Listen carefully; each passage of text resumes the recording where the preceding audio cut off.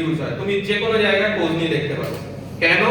তার কারণ হচ্ছে CAD এমন একটা সফটওয়্যার যেখানে তুমি ড্রয়িং করে যে কোনো সফটওয়্যারে সেটা ইমপ্লিমেন্ট করতে পারবে।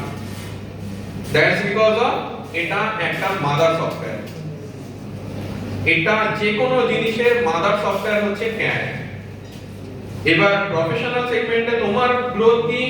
তুমি যে কোনো সেগমেন্টে এগোতে পারো, সিভিলরা অনফিল্ডেও যেতে পারো, মেকানিক্যালরা ফ্যাক্টরি কমপ্লেক্সে যেতে পারো, মেকানিক্যাল ইঞ্জিনিয়ার হয়ে নিয়ে যখন ফ্যাক্টরিতে গেলে মেইনটেনেন্স ইঞ্জিনিয়ার হবে, অপারেশন ইঞ্জিনিয়ার হবে, বা তোমার কোনো মেশিন অপারেটর হবে।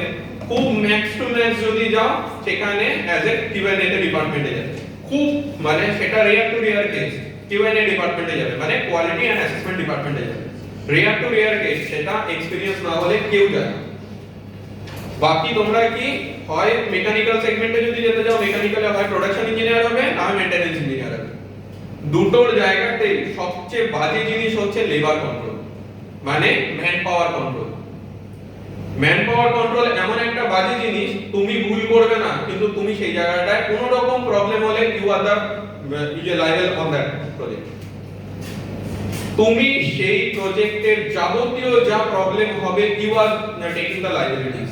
সেখানে লেবার ভুল করুক, লেম্যান ভুল করুক, each and every person that responsibility will come in your shoulder.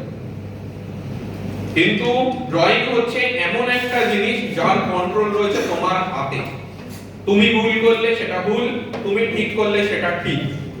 বাকি যে কোনো জায়গায় যাও না কেন, কোনো জায়গায় কন্ট্রোল কিন্তু তোমার হাতে নেই।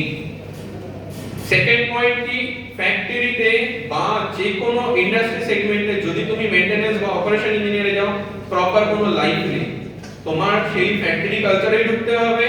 সবচেয়ে বড় কথা, ফ্যাক্টরি কালচারের থেকেও মেইন জিনিস সেটা হচ্ছে সেখানে কোনো প্রপার ডিউটি আওয়ার্স বলে কিছু নেই।